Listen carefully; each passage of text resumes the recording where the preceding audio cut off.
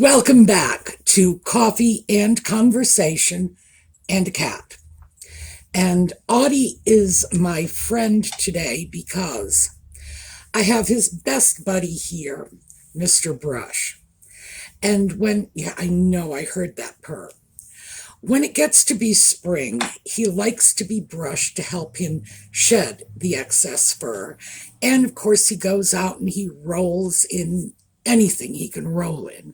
And the brush helps get it out of his coat. Yes, doesn't it? Yeah, I know.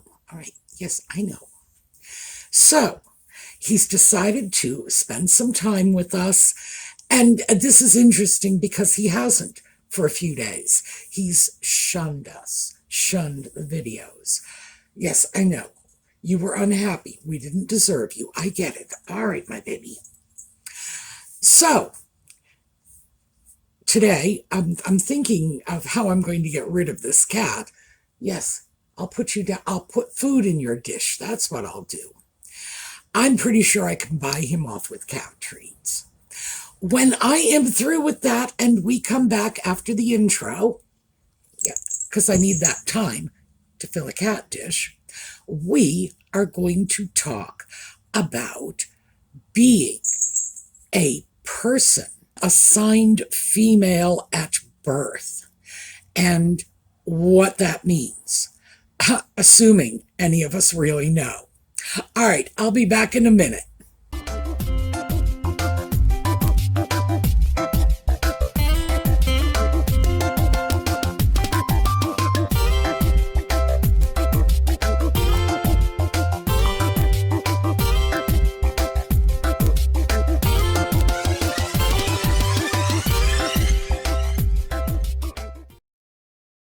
So, Audie has abandoned me. I put some treats in his dish. He ate the treats and went over to sleep on the sofa. And frankly, Audie sleeping on the sofa is something that's a lot more familiar to me lately because that seems to be what he's been doing. So, he should be fine. He knows where I am if he wants to photobomb the video. All right, let's start with scarves. This, let me turn this around so you can see it, is just a bow.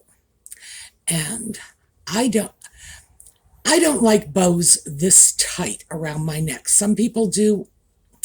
I don't like it. So I switch the bows when I deal with them over to the side. I'm a little more comfortable with that. Again, super easy, just same knot, a different way to wear it. And of course, as usual, we've got yellow for Catherine. We actually do have a lot of yellow in this scarf. It's just that I don't think all of it is showing. Little bits are showing. So let's go on to the rant of this video. I went to the Mayo Clinic website to look something up. I look up all kinds of stuff on not just the Mayo Clinic, but a lot of websites and NIH websites, whatever. I'll have a conversation with my doctor and I'll spend 3 days looking up every possible permutation of everything we've discussed. But when I was going through the website this time, I saw this very weird bit of terminology. And it was people assigned female at birth, which seems to be their euphemism for women. Very odd, if you ask me. It's not only odd and cumbersome, but I think my first thought when I saw this was, wait a minute, my sex was not assigned to me at birth. My sex was a fact that was very clearly evident to everyone who was looking at me, little child, girl, they put the little bracelet on my wrist, and because I was a girl, I got the little pink bracelet. Now, whatever issues I may have with the pink bracelets and the blue bracelets and so on, it was not an assignment. It was an acknowledgement of what was clearly evident to everyone present at the birth. Well, except me, of course. And that's only because I wasn't old enough to work these things out yet.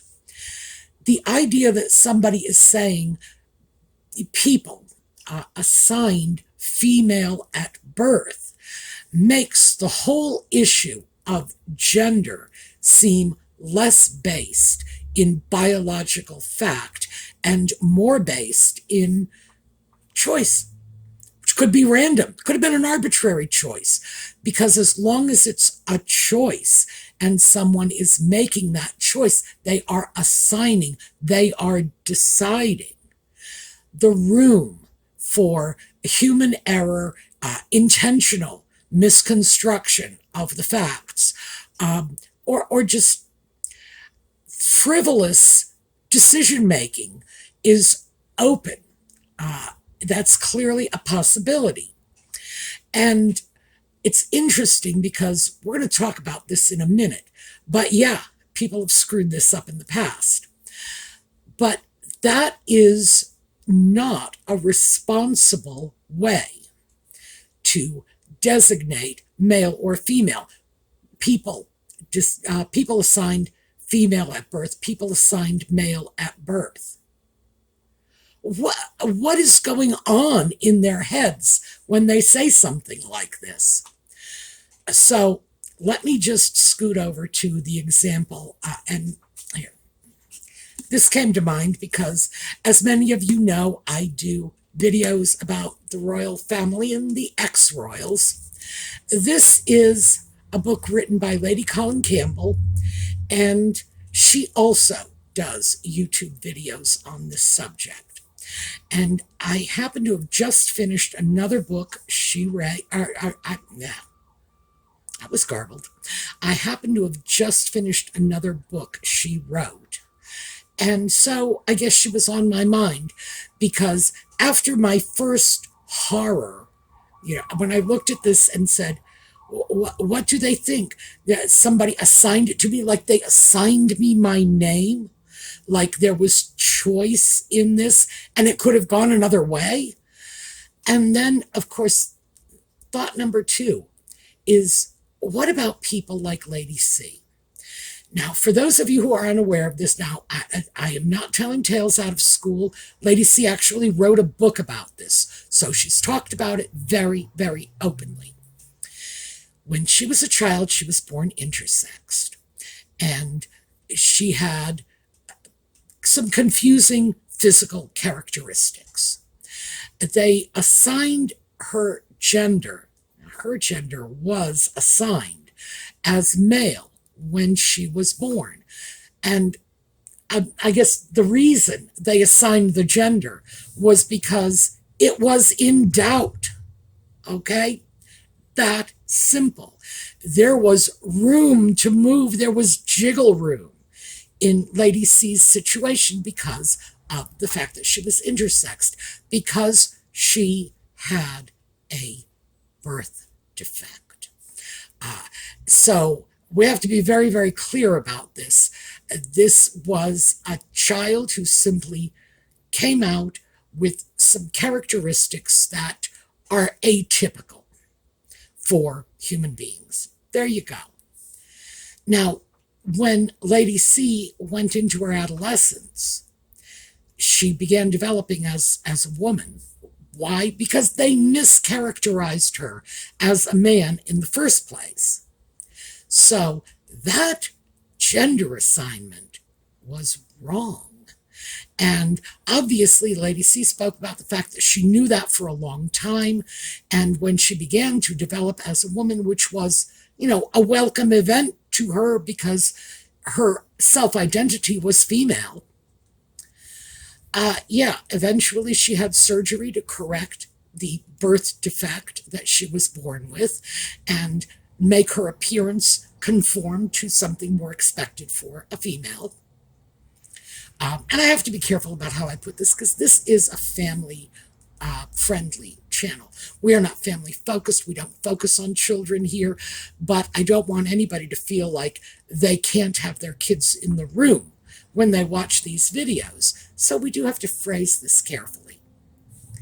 Now, in that case, I will say this is a person who had their gender assigned to them at birth, but it was wrong. Good heavens. And by the way, as Lady C tells it, they actively chose to make her male on the theory that a male identity would be more valuable to her. And she's about 5 years older than I am. And so I can absolutely tell you from my own personal experience, growing up in that time frame, yeah, being male was the more advantageous gender, period. So is this like some sort of medically infallible term? Absolutely not. I don't like the idea that they're using terms that suggest that for the majority of people, they are the sex they are because the attending physician decided and wrote that down. No, they are the sex they are because it was abundantly clear, overwhelmingly obvious to everyone. Lady C is the exception. Nevertheless, she is an exception that is not properly included in the Mayo Clinic's description of women. Now, that's the term that used to be in that paragraph before it became people assigned female at birth. It used to be for women. Very simple. That would have included Lady C in that group.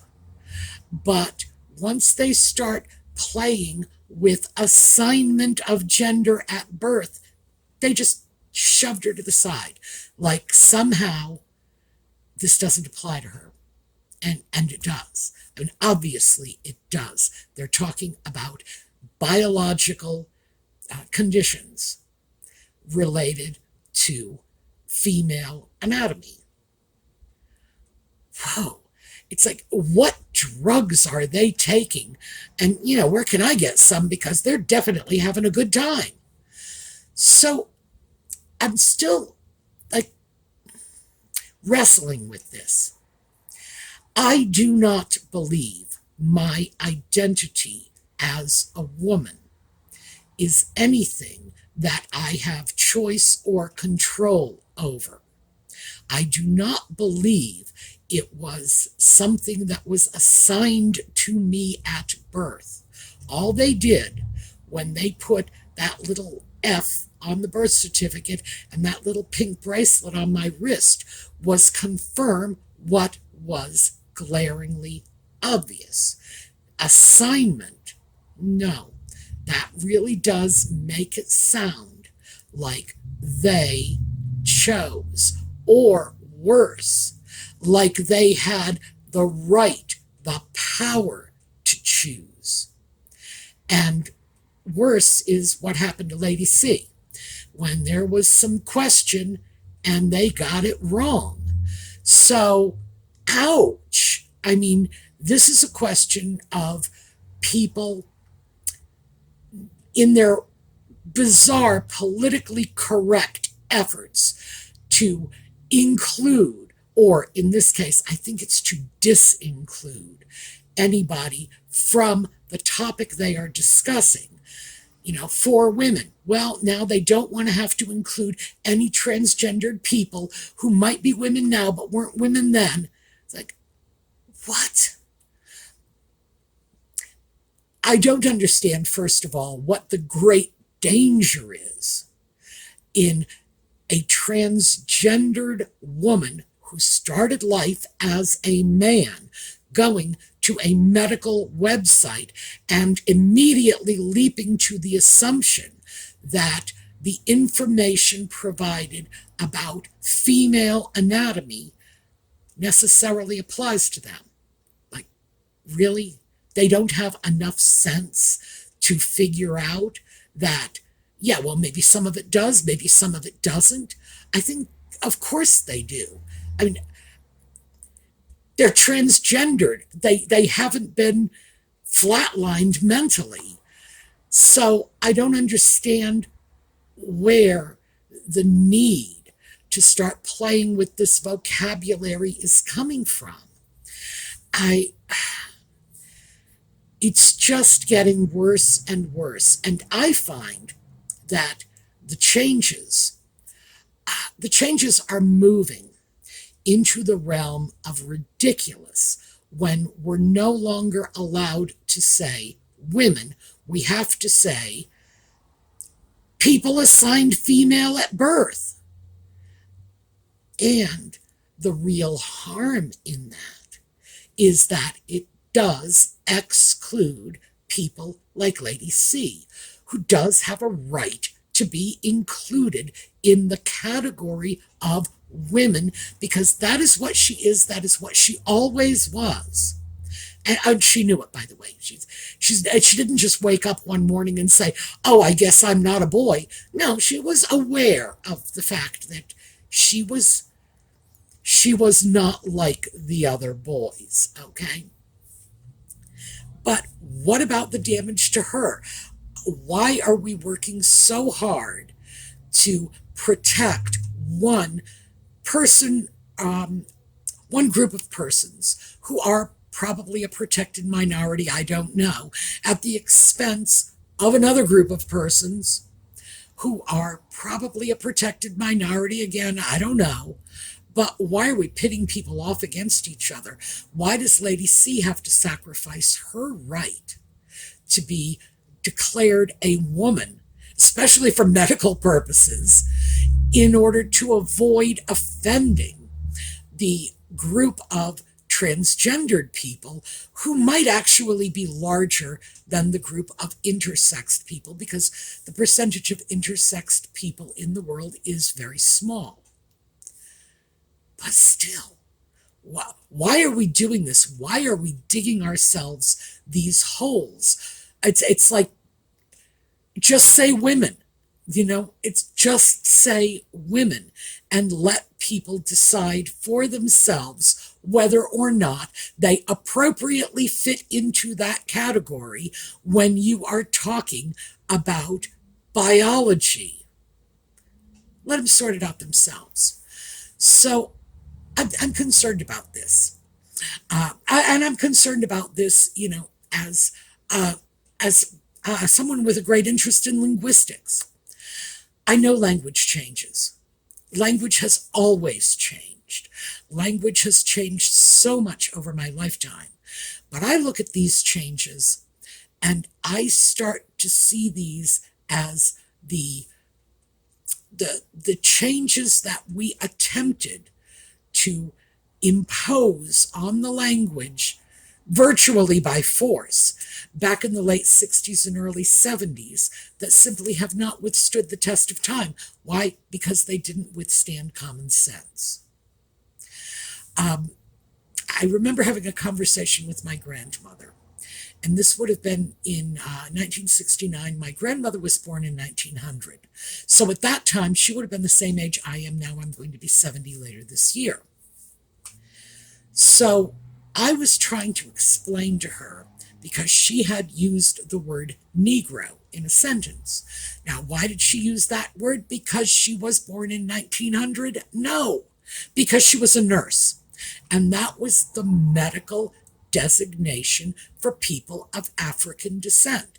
So she was accustomed to filling out forms, male, white, 50, history of high blood pressure, female, Negro, 35, no history of medical illness, or whatever the forms were. That was what they did. And you had to do it. Forms had to be filled out. And that was the terminology she had to use. So for her, that was a perfectly normal word. It was a scientific word. It was a word that was used in academia at that time. And interestingly enough, it was a word she rarely, if ever, used socially. My grandmother felt that was a little too impersonal, a little too clinical. If you were actually talking about a person, oh, let's throw in the caveat, because this is a direct quote from my grandmother. A lady never refers unnecessarily to a person's color. Period. It was like it was carved on the tablets coming down from Mount Sinai. My grandmother insisted on that.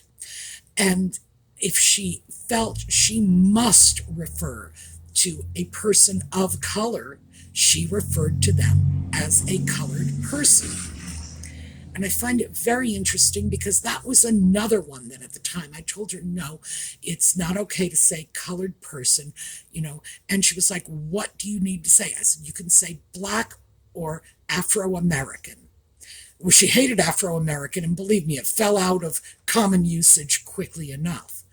But black was also really offensive to her because she grew up in an era in which calling people black was like an insult. It was like a dirty word.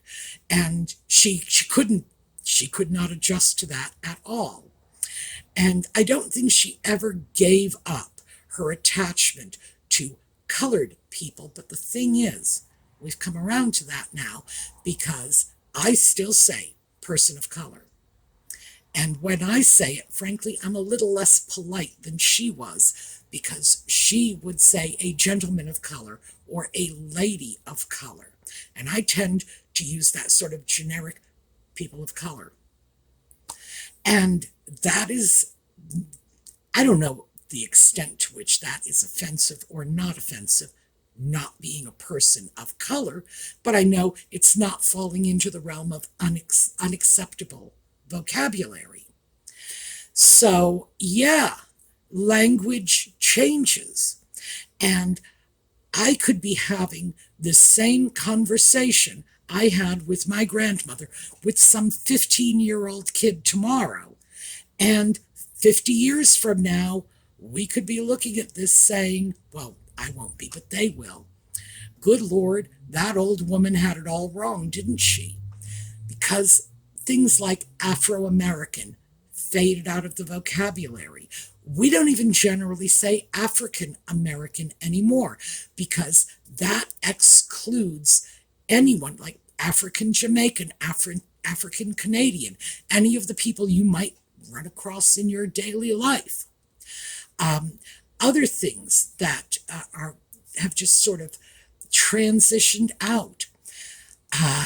1970s, we were arguing to get the word Ms, MS period, Ms, into the vocabulary as gender equality. Men were known as Mr., which is an honorific that does not specify marital status. So why would a woman need to be known by her marital status?